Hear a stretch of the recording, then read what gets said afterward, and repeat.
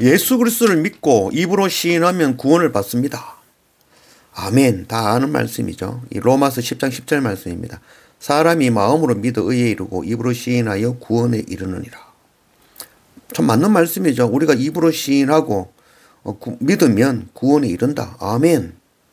그러나 이 말씀은 지금 죽으면 가능한 이야기죠. 그래서 주님의 그 십자가 사건이 있죠. 그래서 우편 강도가 그 죽음 앞에서 입으로 시인하죠. 주님, 저도 좀 구원해 주십시오. 그래, 오늘 네가 나와 함께 낙원에 있으리라. 입으로 시인하고 믿고 입으로 시인함으로 구원을 얻는 것은 지금 제가 고백하고 지금 죽으면, 그렇죠. 네, 저는 지금 죽으면, 저는 예수 그리스도를 믿고 입으로 시인함으로 저는 지금 죽으면 구원을 얻습니다. 그러나 지금 그 구원이 우리가 죽는 그날까지 유효한 것이라고는 할 수 없죠. 제가 지금 입으로 시인하죠. 예수 그리스도 믿습니다. 아멘.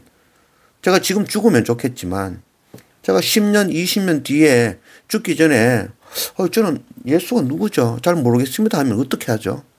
그때도 이 구원이 유효한 것이라 하겠습니까? 그렇지 않죠. 빌립보서 2장 12절 그러므로 나의 사랑하는 자들아 너희가 나 있을 때뿐 아니라 더욱 지금 나 없을 때에도 항상 복종하여 두렵고 떨림으로 너희 구원을 이루라. 두렵고 떨림으로 너희 구원을 이루라. 구원을 이뤘다가 아니고 구원을 이루라라고 말씀하시죠. 그것도 어떻게 해야 된다고요? 항상 복종함으로, 항상 말씀을 지킴으로, 두렵고 떨림으로 구원을 이루어내라는 것이죠. 그래서 구원이라는 것은 완성이 아니라 완성시켜 가는 것이죠. 그래서 이미 나는 구원받았다라고 교만하다가는 그 구원을 장담할 수 없을 수도 있는 것이죠. 고린도전서 3장 13절 말씀 각 사람의 공적이 나타날 터인데 그 날이 공적을 밝히리니 이는 불로 나타내고 그 불이 각 사람의 공적이 어떠한 것을 시험할 것임이라. 만일 누구든지 그 위에 세운 공적이 그대로 있으면 상을 받고 누구든지 그 공적이 불타면 해를 받으리니 그러나 자신은 구원을 받되 불 가운데서 받은 것 같으리라.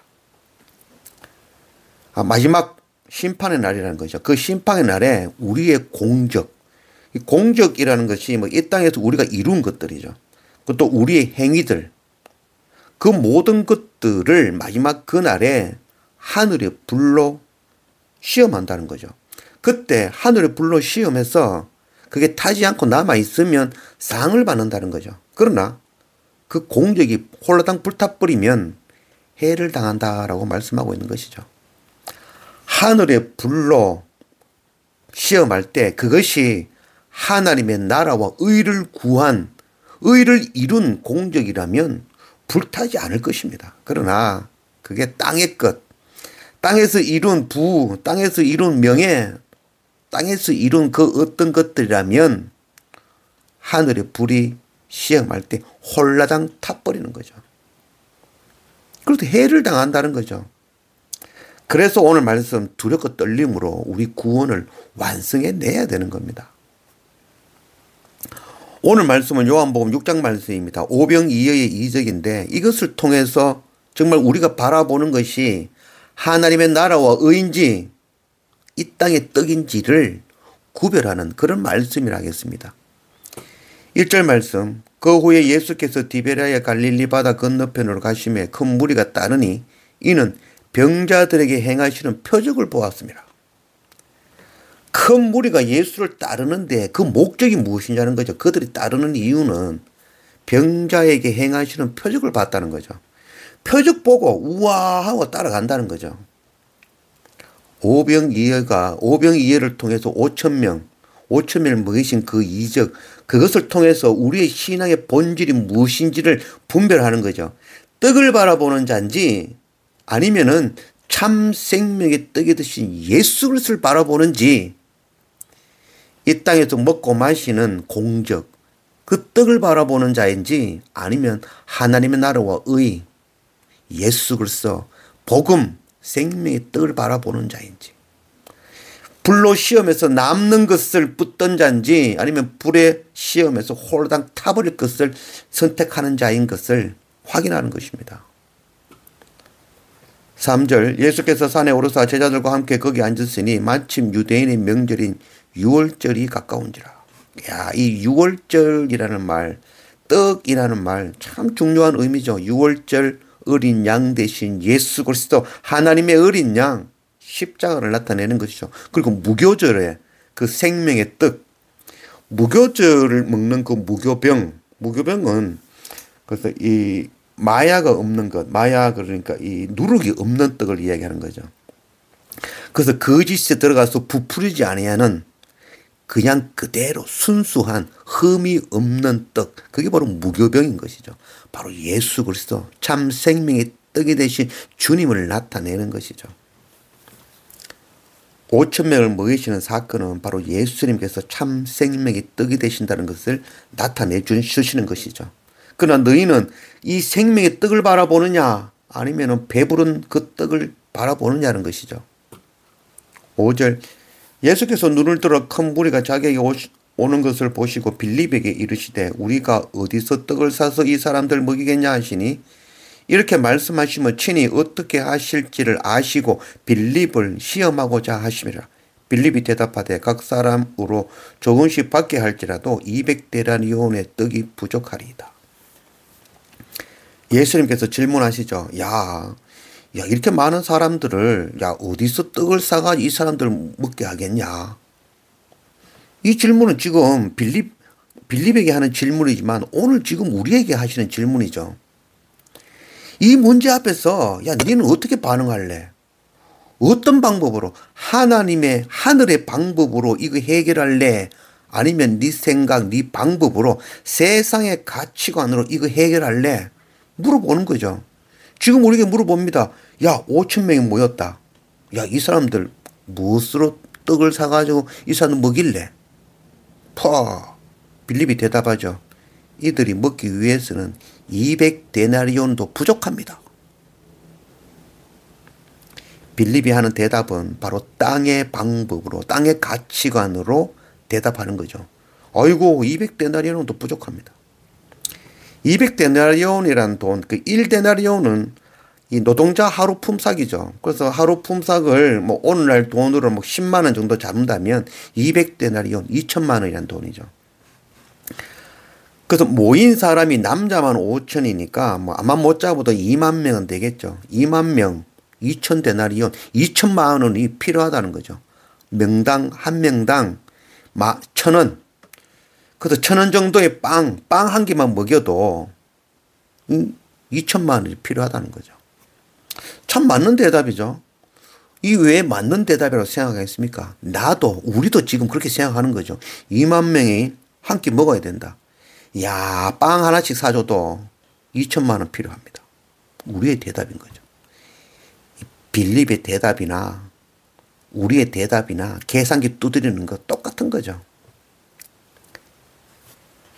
참 생명의 물이 옆에 있지만 알아보지 못하고 그 수가성 그 사마리아 여인은 아이고 목마릅니다 라고 이야기했죠. 참 생명의 물이 옆에 있었죠. 바로 예수 그리스도이죠.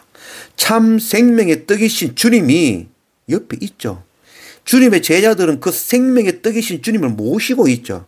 그럼에도 불구하고 세상 떡 구하는 거죠. 생명의 떡이신 주님을 알아보지 못하고 있는 것이죠. 어디 가가지고 떡 사가지고 이 사람들 먹이겠느냐. 주님이 듣고 싶은 대답은 아이고 주님이 생명의 떡 아니십니까? 우리가 어디서 떡을 구하겠습니까? 주님만으로 만족합니다. 주님만으로 배부릅니다. 이런 대답 원하고 계신 것 아닐까요? 마태복음 4장 4절 예수께서 대답하여 가라사대 기록되었으되 사람이 떡으로만 살 것이 아니요 하나님의 입으로 나오는 모든 말씀으로 살 것이라 하였느니라 하시니라. 이 대답 원하신 거 아닐까요? 그러나 우리의 대답은 2만 명 먹이려면 당장 2천만 원 필요합니다 라는 부끄러운 대답을 하고 있는 것입니다. 8절 제자 중 하나 곧 시몬 베드로의 형제 안드레가 예수께 여짜오되 여기 한 아이가 있어 보리떡 5개와 물고기 2마리를 가지고 있나이다. 그러나 그것이 이 많은 사람에게 얼마나 되겠사옵나이까. 예수님 제자 안드레가 등장합니다. 안드레가 뭐 오병이어의 기적을 통해서 뭐 오병이어 가져오면 예수님께서 전부 다 먹일 것이다. 그거 알고 가져왔겠습니까? 그렇지 않죠. 몰랐죠. 모르는데 일단 주니까 받아가지고 예수님께 갖고 온 거죠. 예수님이 십자가 고난 당하시고 부활하신 이후에 제자들은 그때 깨달은 거죠. 그래, 무교절에 참 생명의 떡이신 분이 바로 주님이셨구나. 아이고 부끄러워라. 그때 왜 우리가 200데나리온 필요하다고 이야기했을까. 아이고 부끄러워라 라고 깨달은 것이죠. 지금은 알지 못하는 거죠. 그저 무리 중에 한 가족이 자기 가족을 위해서 준비한 그 도시락을 어린 자녀의 손에 들려서 예수님과 그 제자들을 위해서 드린 거죠. 안드레는 그거 받아다가 예수님께 가져온 거죠. 그리고는 아이고 이 가지고 뭐 하겠습니까? 라고 가져온 거죠. 안드레도 빌립도 우리와 같은 생각하며 계산기를 두드린 사람이죠. 이 오병이어는 한 가족이 먹을 수 있는 4명이 먹을 수 있는 양입니다. 그래서 특혜는 이 야름 그 발륵 에크맥이라는 게 있습니다. 빵에다가 그 물고기 반 조각을 넣어서 그 안에다가 다른 뭐 채소나 소금을 치고 그렇게 먹는 것. 그게 한 끼, 한 번 먹을 수 있는 그런 빵을 팔죠. 그래서 그거를 뭐 고등어 케밥이라고 하는데 고등어 반 마리를 넣고 빵을 만들어 주죠.